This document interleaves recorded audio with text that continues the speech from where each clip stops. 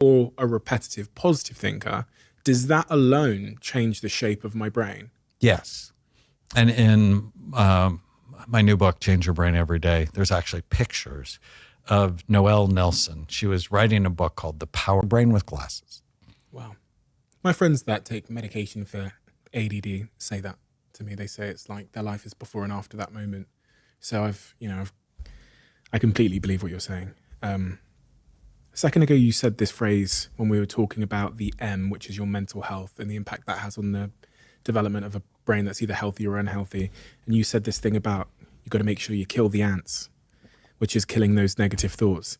That's much easier said than done.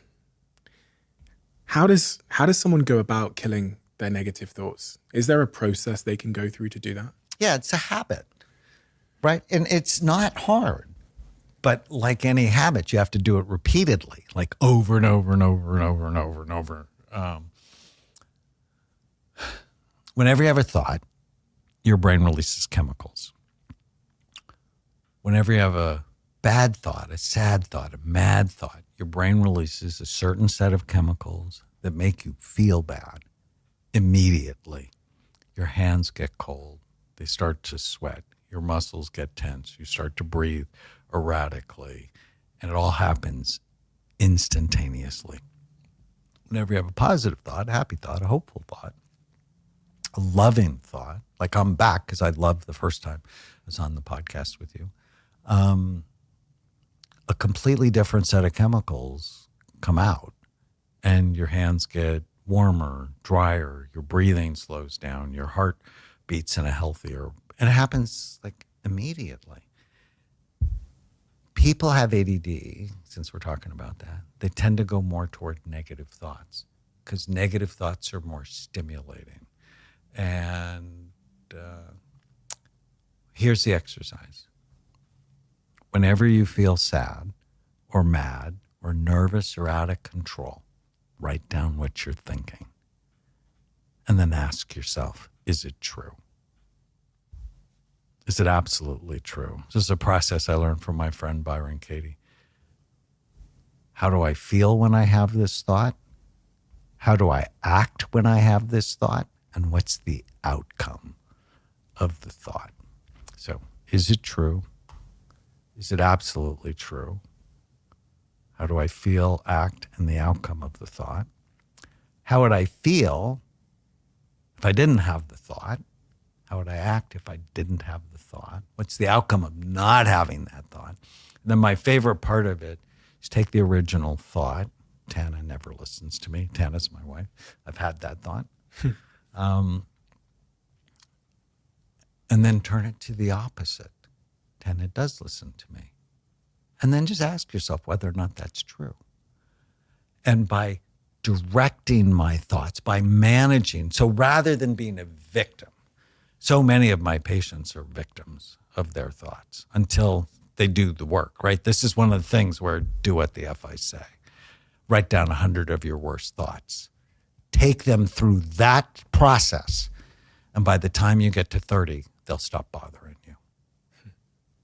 So if I'm a repetitive negative thinker or a repetitive positive thinker, does that alone change the shape of my brain? Yes.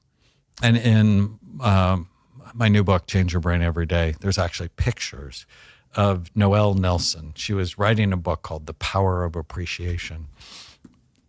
And I had her, she wanted me to scan her while she was appreciating her brain. And it looked beautiful. And I'm like, as I'm showing it to her, I'm like, you need to come back tomorrow and I want you to hate yourself. And she goes, oh, I don't want to do that. I'm like, come on, you have to suffer for science. And so we had a positive scan and then we had a negative scan.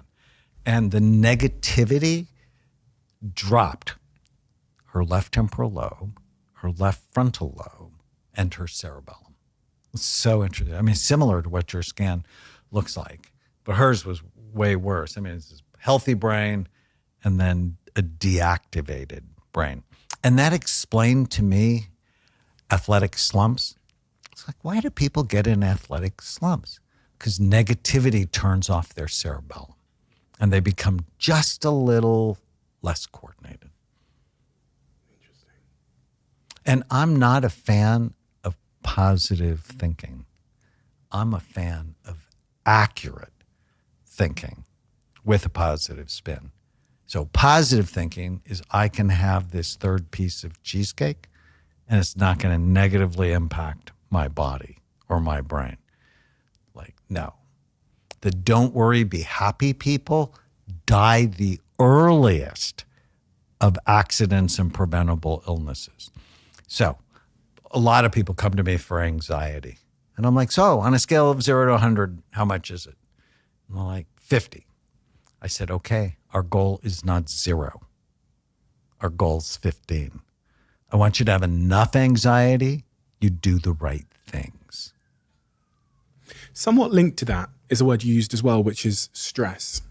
When we're talking about the M in bright minds, how to have healthy brains, what role does stress play on our brains? Stress, especially chronic unremitting stress. So if we think of the stress you had growing up, where there was a lot of fighting, it raises a hormone called cortisol. Cortisol begins to shrink activity in the hippocampus, one of the major memory and learning centers in the brain. So one could at least argue or postulate your struggle in school was because your emotional brain was busy because you were worried about things at home.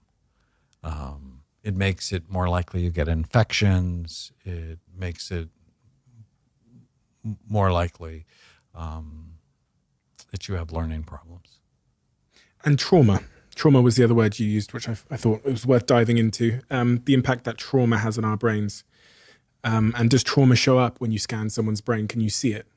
Yeah, so trauma shows up as that diamond pattern, which is why I asked you about it. It's your emotional brain. Anterior cingulate at the top, it's the brain's gear shifter. Thalamus, often involved in mood. Basal ganglia, amygdala, involved in anxiety. So we often see worry, anxiety, and sadness, and it shows up as that diamond pattern. That after people do EMDR, a specific psychological treatment for trauma, it calms it down. And I say psychological treatment, I'm like, yeah, but it has biological effects. It's a very interesting treatment. So I get you to, like, first thing, write down 10 big traumas in your life. And we'll go after the worst one first and have you bring it up. And there's a whole process to it, but have your eyes go back and forth while you bring it up. And it's so interesting, the connections your brain will make to it. But as you process it, you find you're actually less bothered by it. And it's masterful for single